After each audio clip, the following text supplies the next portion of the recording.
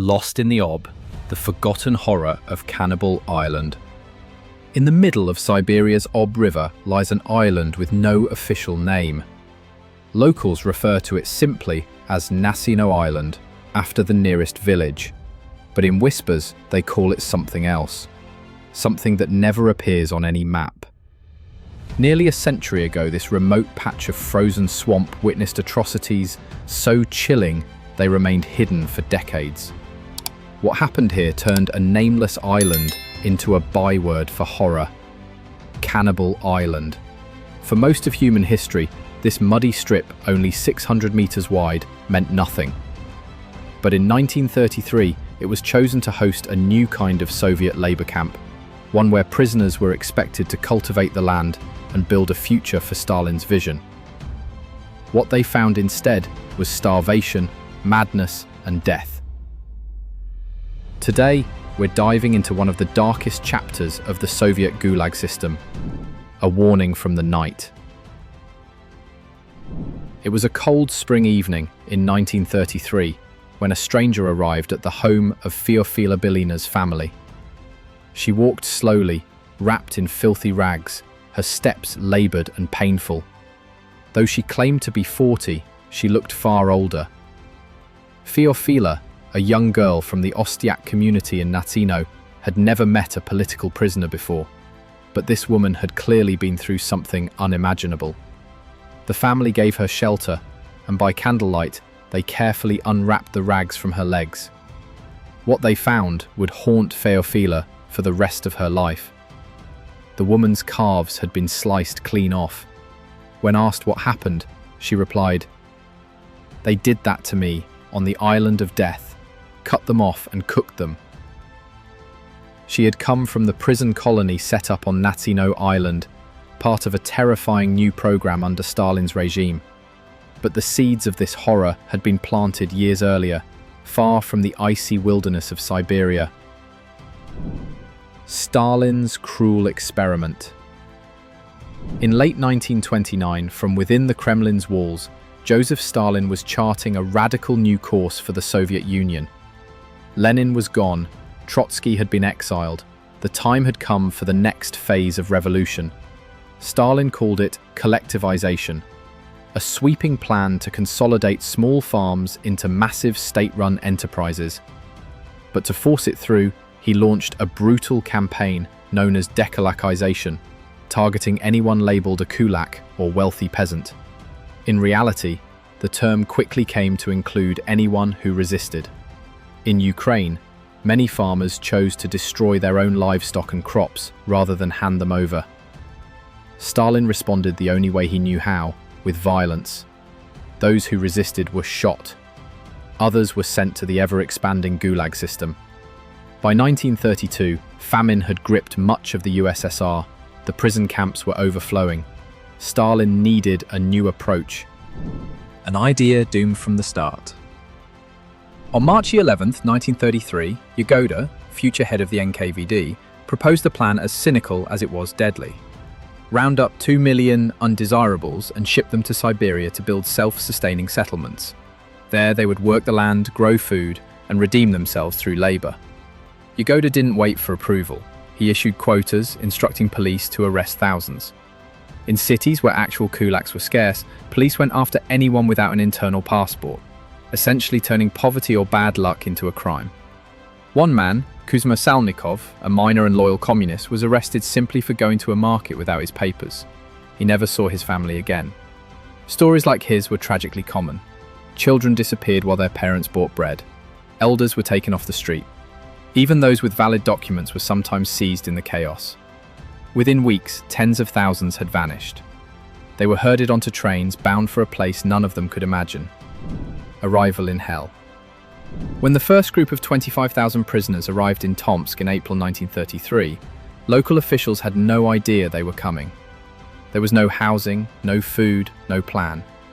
Scrambling for solutions, authorities loaded 5,000 of the exiles onto lumber barges and sent them down the ice-choked Ob River toward a swampy island near Nazino. The journey was miserable.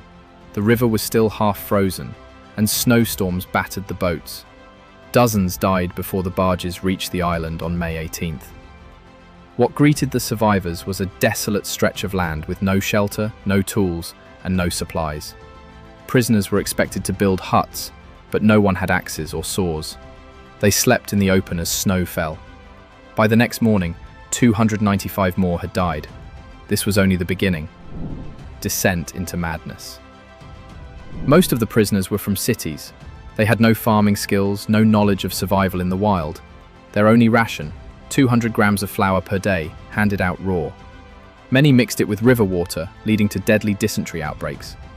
By the fourth day, things had collapsed. Guards stopped distributing rations themselves, instead demanding prisoners form groups of 150 and elect leaders to handle the food. Violent criminals quickly took over. They stole the flour, beat or killed others for scraps, and began running the island through terror. People tried to escape across the river. A few made it. Most were either drowned, shot, or hunted down like animals.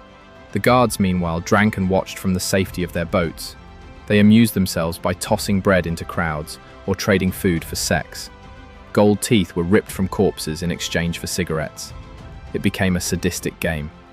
And then, on May 25th, the doctor made a horrifying discovery. Some of the dead were missing flesh. Cannibalism had begun. The Cannibal Island. On May 27th, another 1,000 prisoners arrived, with no food. The island, barely clinging to order, now plunged into total chaos. Gangs roamed the swamps, killing the weak for meat. One prisoner later described the process in chilling detail. "We made skewers from willow branches, cut the body into pieces, roasted it like shashlik over the fire." Another added, "I chose those who were almost gone. Better to die quickly than suffer for days." This wasn't just survival cannibalism. Something darker was at play. One girl from a local village witnessed a woman returned by a guard she'd slept with for food. Starving prisoners grabbed her, tied her to a tree, and butchered her alive. When the guard came back, she was still breathing, but it was too late. By the time Theophila Belina saw the woman with the missing calves, the island was already a nightmare beyond words. It wasn't until mid-June that officials finally shut down the settlement. Survivors were sent to other camps, the guards were recalled, Nazino Island was abandoned. Of the 6,700 people sent there, fewer than 2,200 survived.